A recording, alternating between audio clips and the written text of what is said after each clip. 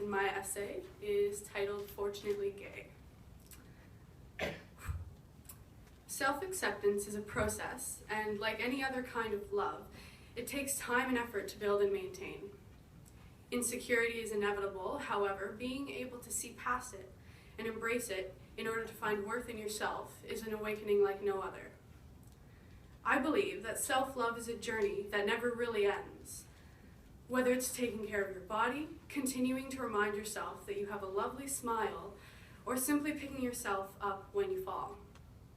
Being gay is not something that defines me as a human being. In fact, before I was able to grasp the concept of the word, it was insignificant. I was 7 years old and invincible, and I liked girls, but that was normal. I could still blow bubbles with my friends, throw a football further than anyone in my class, and my laugh was louder than ever.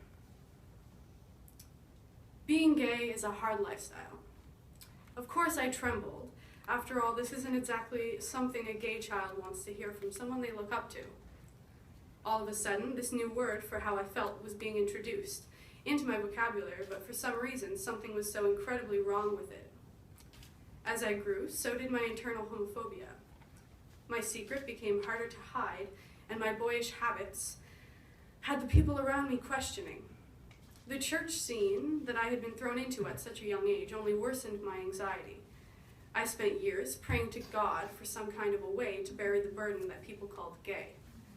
I believed that perhaps he made a mistake. I did not understand sexuality, therefore I did not accept my own. Heterocentrism was all that I knew, and the small town around me was only getting smaller.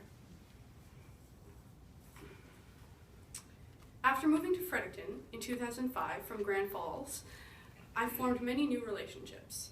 The move was definitely a step in the right direction. However, as I entered middle school, I tried to mask my homosexuality with perfumes, bad makeup, and push-up bras, an overall unfamiliar facade. Kissing boys did not interest me as I was told it should have, and although I was still able to appreciate them, I could not continue lying to myself. Being in denial only drove me further into the ground. I would spend hours trying to come up with an explanation for my sexuality until I finally realized that the only honest explanation I had to give was that I wanted to kiss who I wanted to kiss. This simple justification led me to an incredibly significant realization that maybe gay wasn't the problem, and maybe there was no problem at all. I was beginning to understand myself in a very profound way, so I made the decision to change my perspective on just about everything.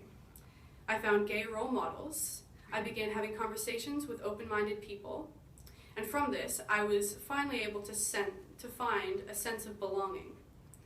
My belief system completely transformed, and through this, I discovered a multitude of self-worth. Ultimately, I fell in love with myself. I began opening up to people and sharing my secret until it was just a story that I loved to tell. The positive reactions I was receiving filled me with an energy that I had only dreamed of. Recreating yourself doesn't have to be strenuous. It can be a simple change of mind or the bravery that enables you to love yourself. If I had the choice to change who I am capable of loving, I wouldn't even consider it. Although my sexuality is such a tiny part of me, it has taught me so many important lessons and given me the opportunity to meet so many beautiful people and hear so many beautiful, incredible stories along the way. And I'm grateful for that. Why would I ever want to take any of it back? A major problem in today's society is that there are brilliant people out there who do not feel brilliant, simply because they have been told otherwise or they just haven't been able to see it in themselves.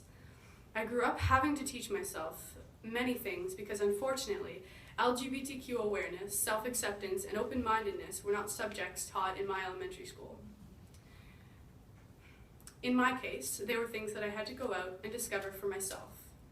Love exists to make us feel invincible, not to hold us back.